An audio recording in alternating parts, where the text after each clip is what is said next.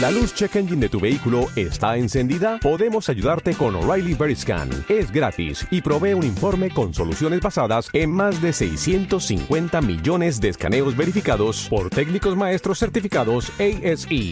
Y si necesitas ayuda, podemos recomendarte un taller. Pregunta por O'Reilly Veriscan. O'Reilly Auto Parts. Bienvenidos a Sonidos de Psicología, el podcast del Colegio Oficial de la Psicología de Madrid. Un espacio para entender la psicología y el mundo que nos rodea.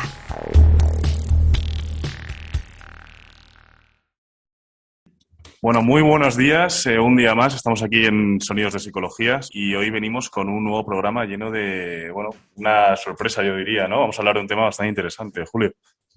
Hola a todos. Hoy traemos un programa dedicado a la psicología de las emergencias, un tema que está de actualidad, creo que todos nos ha llegado a las noticias del volcán de La Palma, y una entrevista con Elena Pascual, psicóloga y miembro del grupo de trabajo de psicología de las emergencias del Colegio Oficial de la Psicología de Madrid. Hola, Elena. Hola, buenas, encantada. Bueno, Elena, muchas gracias por aceptar la invitación y asomarte a la ventana de Sonidos de Psicología con nosotros. Y bueno, queremos empezar hablando un poco de qué es esto de la psicología de emergencias, ¿no? Cuál es vuestra labor, ¿no? Cuáles son los objetivos que perseguís y bueno, en qué tipo de situaciones tenéis que intervenir los psicólogos de la psicología de emergencias. ¿Dónde está? Uh-huh. Bueno, pues la psicología de emergencias sobre todo trabaja en el ámbito, entre otras cosas, de la intervención ante situaciones de crisis relacionado con urgencias, emergencias y catástrofes, que sería, digamos, la parte más conocida, o por ejemplo en el caso de La Palma es donde se está viendo, ¿no?, que hay compañeros y compañeras del Colegio de Psicología de Tenerife que están apoyando a nivel psicológico.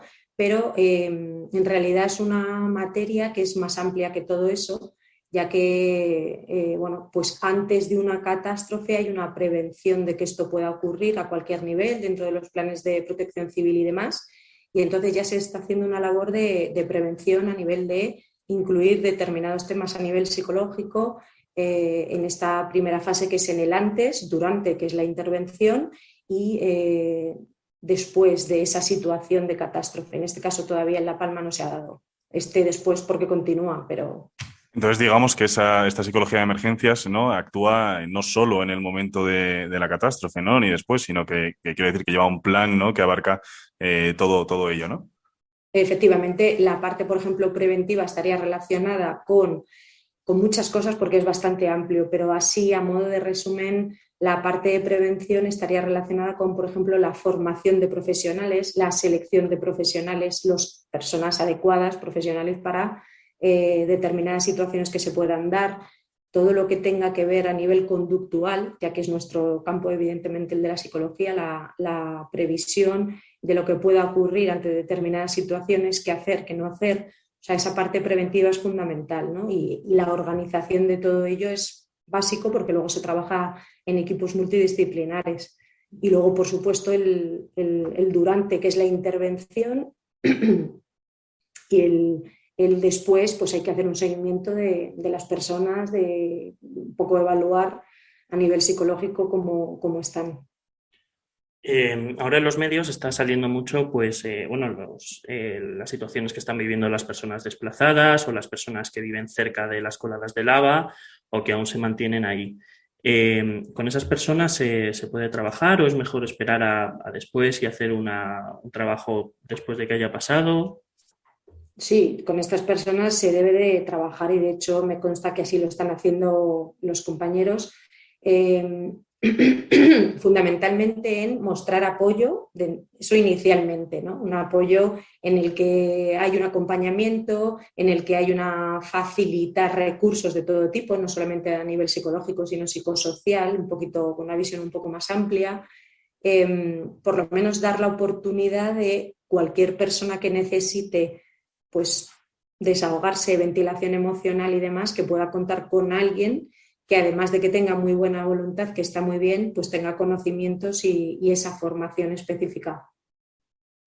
¿Qué es lo que crees tú, Elena, que pasa por la cabeza de una persona cuando sufre una catástrofe así de imprevisible?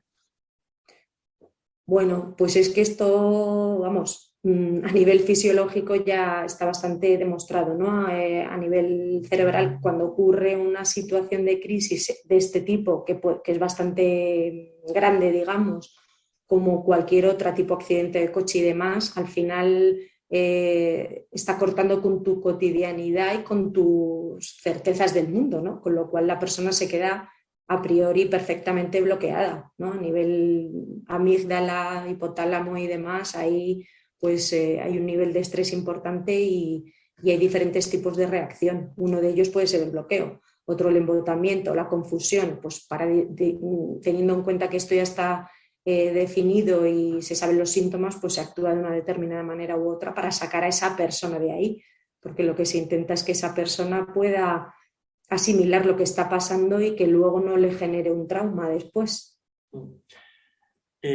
Has mencionado el trauma y bueno, creo que es uno de los temas más conocidos, aunque quizá no sea el conocimiento más científico por la sociedad, el tema del estrés postraumático, ¿no?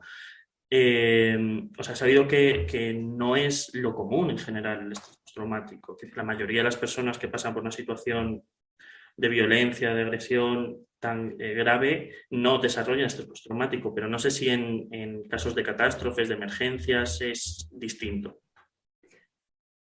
Depende de diferentes factores. El nivel de la catástrofe o el grado, digamos, de lo que tú pierdas en ello, de lo que te afecte a ti, influye en todo esto.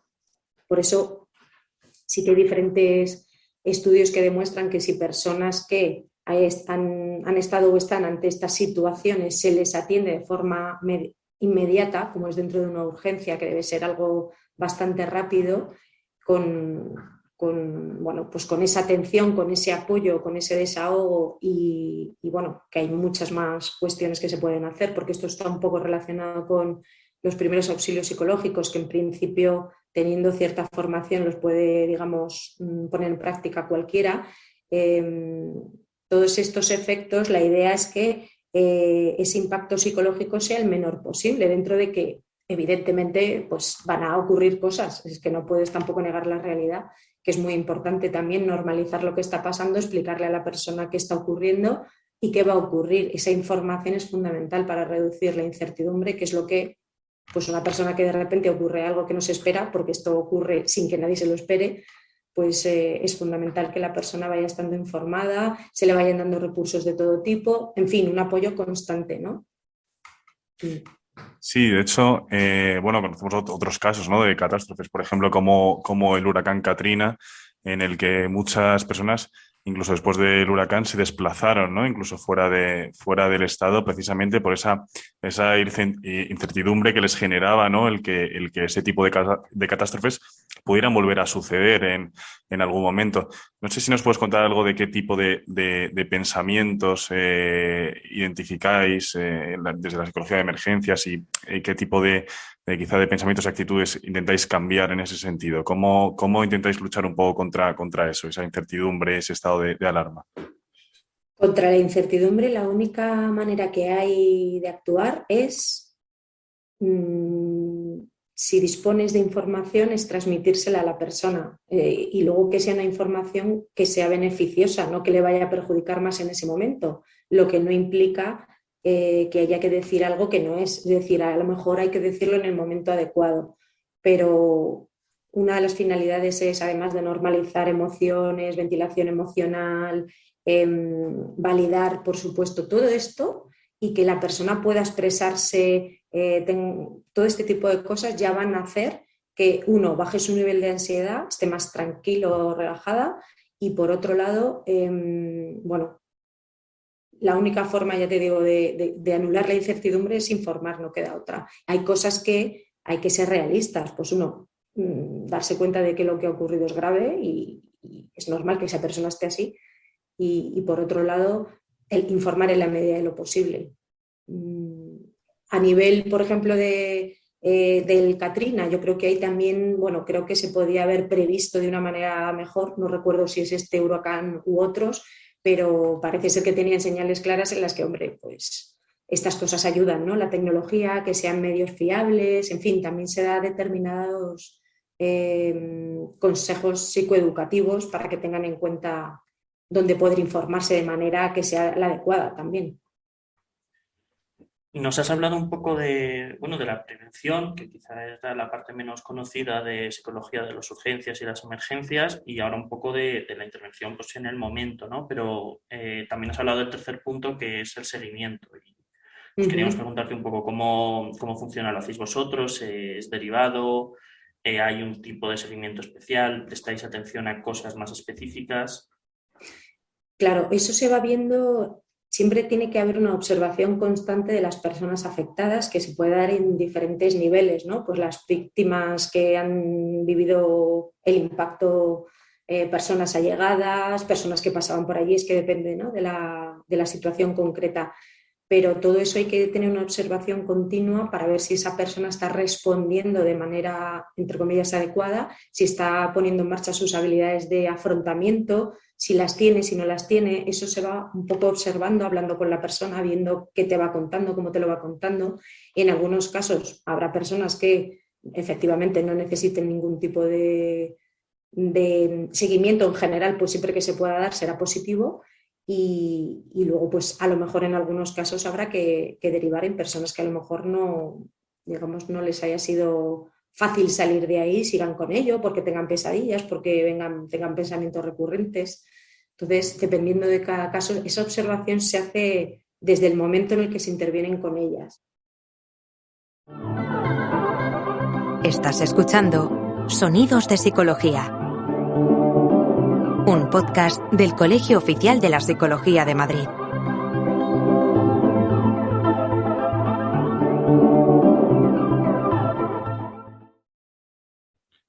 Hemos visto en los medios muchos psicólogos y psicólogas hablando un poco acerca de lo necesario que es en estas situaciones el apoyo social, ¿no? Incluso ya no desde los grupos más allegados, sino ya desde un punto de vista colectivo en el que ya se tienen que implicar, digamos, tanto las autoridades como los voluntarios, como otros grupos de personas que quizás son en ese momento cuasi grupos, ¿no? No conocidos ni cercanos, pero que sí que conviven en la misma situación. ¿Cómo crees que es, cuál es la importancia que tiene esto para, digamos, para el afrontamiento, ¿no? de este tipo de situaciones, ese apoyo social y que venga de todas las capas, ¿no? sociales en ese momento? Sí, sí, fundamental. De hecho, se moviliza cuando hay una catástrofe de este tipo, pues respecto al equipo multidisciplinar que os comentaba antes, a todos los niveles. Fuerzas de seguridad, voluntariado, en este caso Colegio de Psicología de Tenerife y muchos otros más que seguro que me dejo. Bueno, por supuesto la UME, bomberos, en fin. Toda esta parte de coordinación es fundamental y el apoyo social y cercano de tu propia familia y de las personas que tú consideras importantes, claro, es un apoyo más que al final nosotros hacemos una labor, pero muchas veces tú también llega un momento que también te tienes que apartar y dejar a las personas con su entorno, que es quien ellos han elegido, ¿no? Entonces, bueno, que son los que harán muy bien este arropamiento de su familiar, por ejemplo, o amistad. Imagino que en psicología de las emergencias, bueno, hemos hablado mucho de más catástrofes naturales, pero sí sabemos que trabajáis muchos otros ámbitos. Tú, por ejemplo, trabajas en el SAMUR como voluntaria aquí en Madrid, ¿no? Sí, sí. Y bueno, y además se trabaja en muchas otras cosas como atentados o situaciones que no tienen que ser solo catástrofes naturales. Sin embargo, hay cierto tipo de catástrofes, creo que el volcán es un buen ejemplo, en el que además del evento grave, que como puede ser la erupción de un volcán o un accidente de coche o una acción de violencia, hay como una situación de estrés mantenido. Sí. En este caso, pues puede ser que la colada no deja a la gente acceder a sus puestos de trabajo en las plantaciones o situaciones así. ¿Esto cómo lo trabajáis o cómo...? Cuéntanos un poco. claro, en este tipo de catástrofe, concretamente el de La Palma, es más complejo además de por sí, porque hay personas que han perdido casas, profesiones, se les ha partido su día a día completamente y todas las pérdidas que implican a todos los niveles, sino que además normalmente tiene un inicio y un fin, una catástrofe, y está iniciado pero no ha finalizado, con lo cual pues las personas en general, tanto intervinientes como personas que se atienden, ¿no? Personas afectadas, implica un cansancio como mínimo, porque hay que mantener a las personas en esta situación que además no sabes cuándo va a finalizar. Entonces, en este caso, las compañeras que estén allí a nivel de psicología estarán informando y apoyando, y aquí estamos para lo que necesitéis, y habrá personas que a lo mejor necesiten una intervención un poquito más de intervención en crisis más concreta, de reducción de ansiedad en fin, estos son deducciones que entiendo que ocurren porque habrá personas que también llega un momento que a lo mejor pues, se puedan desesperar porque no finaliza la catástrofe y tampoco saben cuándo va a finalizar. Bueno, sabemos que, como has dicho, pues cada caso es particular, ¿no? Y tanto en catástrofes como en las personas. Pero nos gustaría también que nos comentaras un poco acerca de cómo es ese proceso en el que el psicólogo de emergencias entra en contacto con la persona. ¿Qué es lo que realiza en ese momento, más o menos? ¿Qué es lo que lleva a cabo? Y luego, ¿cuál es el momento en el que quizá empieza esa independencia, ¿no? del psicólogo ya en ese sentido, ¿no? ¿Cómo funciona ese proceso de entrar en contacto y luego dejar que la persona continúe, como has dicho antes, con su familia o ya con otros grupos de apoyo? ¿Cómo se gestiona eso también desde la parte de vista desde el punto de vista del psicólogo también? Uh-huh. Pues esto estaría un poquito recogido en la parte de primeros auxilios psicológicos, que por supuesto dentro de nuestra rama y cualquier persona lo pueda poner en práctica, incluso en cualquier voluntariado, siempre que uno esté formado y sepa hasta dónde puede llegar, pues es un poco similar, ¿no? Y luego ya personas con determinados conocimientos pueden, digamos, intervenir en crisis, que sería el siguiente paso más a nivel más profesionalidad a nivel de psicología. Entonces, inicialmente a la persona, pues primero hay que ver si tú te ofreces o la persona viene a ti, dependiendo cómo esté hecho el dispositivo, pero normalmente, por ejemplo, por poneros un ejemplo, en SAMUR, cuando se va con la psicóloga de guardia y demás como voluntaria, pues ante una situación de crisis como pueda ser un fallecimiento inesperado y hay que dar esa mala noticia, que también estaría dentro del ámbito de la psicología de emergencias, es un ejemplo puesto ese, pero por ejemplo en La Palma lo primero es una toma de contacto, presentarse, decir para qué estás ahí y de alguna manera ofrecerte. Habrá personas que en ese momento pues lo vean como el cielo abierto y tengan ganas de hablar y de expresarse, cosa que es lo más sano que hay, porque así se va todo procesando de una manera que, bueno, seguramente tenga menos impacto a largo plazo. Y luego habrá personas que en ese momento tampoco quieran o entiendan que no lo necesitan o no puedan. Y también hay que dejarles esa libertad, pero siempre ofreciendo que tú vas a estar ahí para cualquier duda, cualquier necesidad. También puedes ir vinculando de otras maneras, ¿no? Pero la idea es vincular, que esa persona vea que tú estás ahí, que le puedes aportar y es poco a poco. Entonces, con lo que me decías luego de en qué momento se deja la persona, pues también depende mucho. Es que hay veces que llega un momento en el que ya se ha hecho todo lo que se tenía que hacer, pero en muchos momentos cuando llega la familia y ya ha pasado un tiempo determinado, se ha informado de lo que va a seguir ocurriendo, dependiendo del caso, ahí nosotros ya nos despedimos y ya hemos hecho lo que teníamos que hacer. También queríamos preguntarte cómo trabajáis esto de manera especial con los niños, porque sabemos que es uno de los colectivos más vulnerables, junto con otros como por ejemplo las personas mayores, pero pues quizá es una población con necesidades especiales dentro de esos primeros auxilios psicológicos y esa intervención en crisis de la que nos has hablado. Claro, esto es una parte muy importante, ¿no? Las particularidades de cada población es fundamental tenerlas en cuenta. Pues eso, personas mayores, menores, personas con diversidad funcional o del tipo que sea, ¿no? que sean diferentes por alguna causa. Con menores, normalmente, niños, se intenta, en el caso de La Palma, y por lo que he escuchado, de hecho, a uno de los psicólogos compañeros de allí, lo que se intenta es que se vuelva a su rutina de la mejor forma posible. Y por otro lado, aunque sean niños, son personas y también hay que informarles en la medida, en la edad que tengan, ¿no? Y entendimiento y demás, y grado madurativo, pues de las cosas a su nivel, pero también siempre informándoles de la verdad desde su capacidad de entendimiento, e intentando volver a, ya te digo, a su rutina, intentar pues tener momentos de ocio, como la vida de un niño, ¿no? Pero siempre dentro de la realidad también. Pues a mí me está pareciendo muy interesante, Elena. Hemos hablado de un montón de cosas, ¿no? Yo tengo una última pregunta, por lo menos por mi parte. Hemos hablado de las catástrofes, hemos hablado de las personas que están en esas catástrofes, de la psicología de emergencias.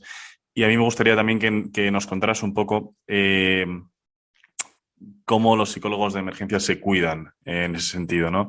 Digamos que están inmersos, ¿no? en todo tipo de catástrofes, y ese es su ambiente, ¿no? de trabajo en ese momento. Entendemos que todo esto obviamente les afecta, ¿no? Emocionalmente o ahora nos vas a iluminar tú un poco más, ¿no? ¿Qué es lo que hacen los psicólogos para cuidarse en todos estos entornos? ¿Cómo lo hacen? Pues es algo muy importante, lo que muchas veces a lo mejor no se le da la atención a lo mejor que se debería dar, pero sí es verdad que hay cantidad de formaciones, de programas de autocuidado, que debería estar en esa fase preventiva de la que hablábamos antes, esa formación tanto para profesionales como para población respecto a catástrofes, pero también de autocuidado y sobre todo de saber que tenemos límites, que somos personas, que también tenemos emociones, que tenemos vidas propias, que tenemos a veces sin querer proyecciones respecto a lo que está pasando y que también hay que cuidarse. O sea, lo primero es ser consciente de ello, de que tenemos esa vulnerabilidad, de que la psicología de emergencias o los profesionales de la psicología de emergencias están expuestos a situaciones de impacto psicológico continuo y ves a personas sufriendo en muchos casos, o la mayoría, y te tienes que quedar con la parte en la que tú puedes aportar y hacer hasta donde has podido hacer en la medida de tus posibilidades, ¿no? En ese momento. Pero siendo consciente ya hay una autoprotección ahí. Y luego, bueno, pues si hay que acudir a algún compañero o compañera a hablar de determinados temas que te han dejado más impactada, pues también hay que tomarlo con naturalidad. Pues muchas gracias. Antes de acabar, queríamos ofrecerte, si crees que nos hemos dejado algo en el tintero o tú tienes algún tema y digas, hostia, esto tengo que decirlo antes de que se me olvide, por favor, este es tu sitio. Pues nada, agradeceros también la oportunidad y bueno, la única parte así que a lo mejor me parece interesante sería un poco la de regular esta especialidad, dado que se compone de muchas áreas de la psicología, tanto la clínica, organizacional, social, o sea, es muy transversal, pero sí que es verdad que son tareas y situaciones muy concretas porque son en el momento. Entonces, como tiene muchas diferencias, sí que lo que nosotros hacemos en la medida de lo posible es intentar formar tanto a profesionales de la psicología como de otros ámbitos, sea, por ejemplo, medicina, pues dar una mala noticia es muy importante saberla dar de una determinada manera para que no genere luego más dolor además del que hay, ¿no? Entonces, bueno, sí que sería muy interesante que todo eso se pudiera regular. Hay ya compañeros y asociaciones que lo llevan trabajando tiempo. Y bueno, y sobre todo por valorar a los profesionales de la psicología de emergencias, que tanto con el COVID como con esta catástrofe de La Palma, creo ya se ha puesto de relieve la importancia de la profesión y de esta rama en concreto, ¿no? Desde luego, y desde aquí también, desde los Unidos de Psicología, ponemos en valor esa labor que están realizando todos esos psicólogos en La Palma y en todas estas catástrofes. Elena, muchas gracias, ha sido un placer. Hemos hablado de un montón de cosas, creo que hemos conocido un poco mejor la psicología de emergencias, qué es lo que hacen los psicólogos y qué pasa por la mente también de esas personas que están ahí, y ha sido un placer. Sí, muchas gracias de verdad por venir y participar y por explicarnos también todo. Muchas gracias a vosotros por darnos también la oportunidad y al colegio. Bueno, pues hasta aquí por hoy. Nos despedimos ya aquí desde Sonidos de Psicología y gracias un día más por asomaros a la ventana con nosotros y descubrir un poquito más de la psicología que hay aquí fuera. Esperamos que hayas disfrutado de nuestro podcast. Puedes acceder a todos los contenidos a través de iVoox, Spotify, Apple Podcast, Google Podcast, canal YouTube y en la web del Colegio Oficial de la Psicología de Madrid. Te esperamos en el próximo episodio de Sonidos de Psicología.